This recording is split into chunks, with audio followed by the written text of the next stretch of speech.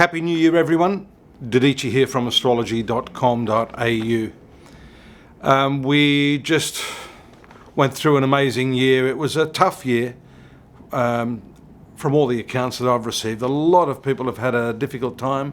A lot of people have lost friends to the Grim Reaper. A lot of famous celebrities throughout the year were taken from us. But let's just hope 2017 is going to be a lot better. I sound tentative. Sticks and stones may break my bones. Whatever happened to that saying?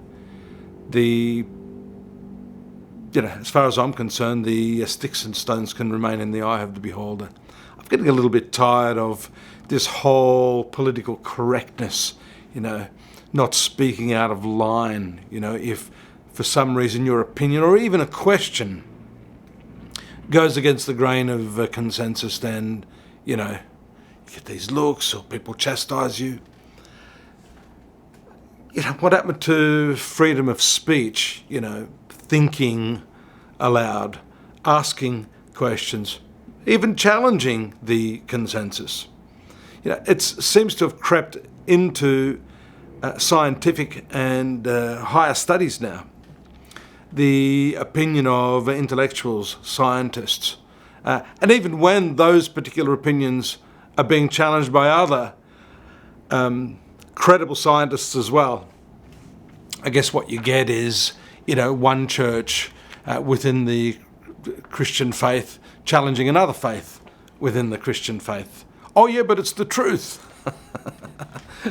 Well, look, I must say science, of course, has a lot more validity to it in terms of empirical data. But even within that, if we take, I know I'm going to on a slippery slope here. Global warming. No, I know I mustn't say anything about it. But yeah, here's a question for you. Every single planet in the solar system is undergoing global warming, climate change. Right? Let's call it climate change. Now, they changed it because I think if you look at some of the other contradictory scientific evidence, there's some saying, well, it hasn't actually heated up. It's sort of cooling down in some parts. Anyhow, let's just call it climate change. Every single planet in the solar system is going through climate change. And the last I remember, there's no SUVs on any of those planets. Now, the moment I say that, people jump down my throat immediately as if I'm sort of against any environmental awareness and that I'm not actually for the idea that we should indeed look after our environment. We come from the Earth, which again comes from the solar system and the larger universe. I'm not saying that, but immediately on questioning what actually drives that climate change, that's when I get into hot water. So I don't know why I'm proceeding the year like that. Perhaps because when I'm looking at the chart, we look at the natural chart just as an overview. Pluto, I keep talking about this planet in the conservative sign of Capricorn. It is a very, very challenging, uprooting, demolishing, eliminative planet. It eliminates a lot of what went before. Politically, socially, culturally, philosophically. These are times of great change. And I don't think people realise quite how big those changes are. And of course, not only do we need political structures to keep people in line, we need, it seems, ideological structures and opinions. Now, if you don't follow that opinion, then that's bad. Why? Why is it bad? Pluto's supposed to do this. It's supposed to turn things upside down. But I'm wondering what it is exactly doing. Is it actually overturning that mentality where we at least gave democracy and free speech a chance to have a word? Or have we ever even really had democracy? Some people would argue against that.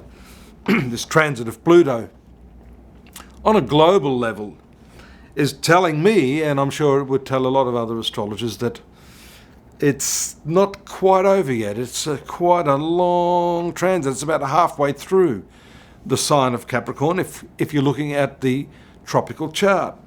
So I think we're going to see a greater intensification. We've had the square of Uranus against Pluto, and that has brought some very abrupt and extraordinary changes. If you have a look at what happened, just one example here in the Philippines, where I reside. Last year, the election of President Rodrigo Duterte. Then, following on from that, even against my astrological assessments, the election of Donald Trump. No, I'm not scared to admit it. We're all wrong sometimes. All of the pundits were completely blown away by what happened there. And you know, there's no arguing that it's unprecedented in history, and there's going to be a massive shift in policy in the US. But let's not get too political. Let's take a look at this on a personal level. The secret of handling a lot of these transits is adapting oneself. Just simply being adaptable, being able to flow through the process that's occurring. And that's why I say the problem isn't being challenged on an ideological viewpoint. It's the fact that being so, I guess, stubborn and inflexible is not good for one's own mind. It really is very much opposed to what that scientific method is all about. Leaving aside the religious dogma that is quite obvious, but it's creeping into science now, and that's a problem where, you know, we're not allowed to question. We're not allowed to say that, well, because something hasn't yet been discovered, then it could possibly exist. That's sort of frowned upon, because it must be non-existent until it's proved empirically. I understand that, but leave the doors of the mind wide open, please, and let's, you know, study openly what I love to call the science of human possibilities. And that, I think, is the main message to all of us in 2017. There's no doubt there's big changes in the environment, the physical environment, you know, the atmospheric and climatic conditions. But it's interesting, as Stephen Hawking said, the greatest threat, in his opinion, to humanity, and I think it's coming quicker than we think, is the automation of tasks, the rise of artificial intelligence. Yeah, you probably think this is all science fiction. Look it up. It's happening right now. Automation is moving into such things as robotics, the artificial intelligence. Here in the Philippines, I'll give you an example.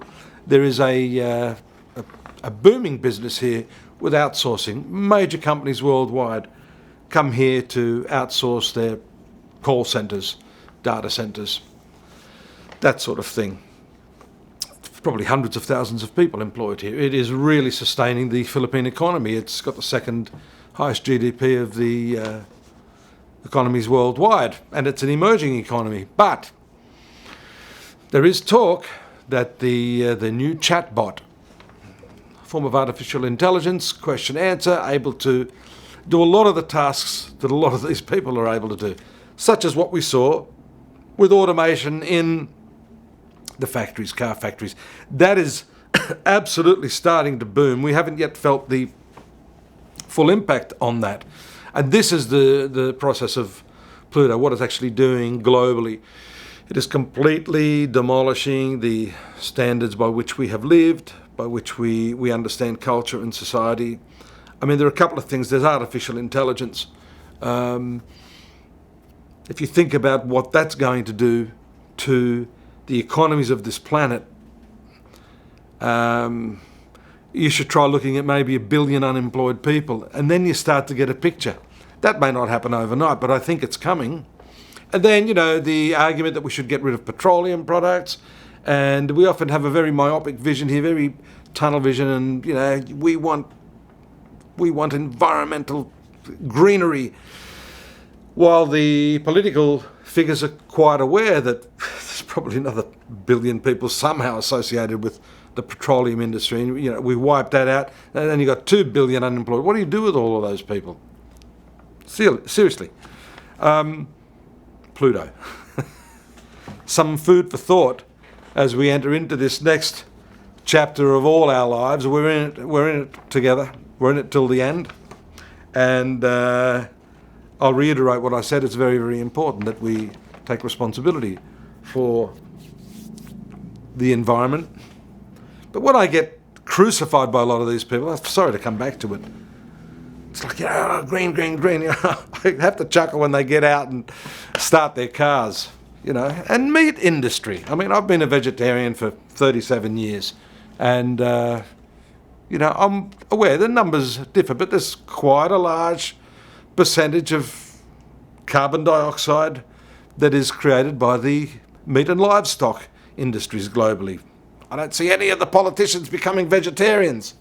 So what I'm saying is that, yes, we must be aware of our environment, but another saying for you, be the change you want to see in the world. In other words, stop being a hypocrite about this stuff. Yes, we want to save the planet, but don't go out there crucifying people like me who have a slightly different opinion when you're driving your car, smoking your cigarette, enjoying your iPhone, which is made in some factory there, employing slave labour. I mean, it's very easy for us to talk. Talk is really, really cheap. So what's the moral of today's story, you're probably asking, for 2017? Look after yourself. Refocus your attention back on yourself. 6 or 7 billion human beings. If we're all trying to change each other and improve each other, nothing's going to get done. Start with yourself. Do what you can, what little you can. Be aware. Use this principle of Pluto to help you overcome some of these personal issues that you've got, and make peace in your own environment. Cut back that carbon emission where you can, but be real about it. And above all, don't be afraid to speak, even if it's against consensus. As Frank Zappa said, without deviation, there is no progress. Anyhow, I'm going to get on to the 12 signs now. Thanks for joining me. Hope it wasn't too much of an earful. We will be looking at the impact of these planets, star sign by star sign now. So hang around. Look forward to your company. Bye-bye.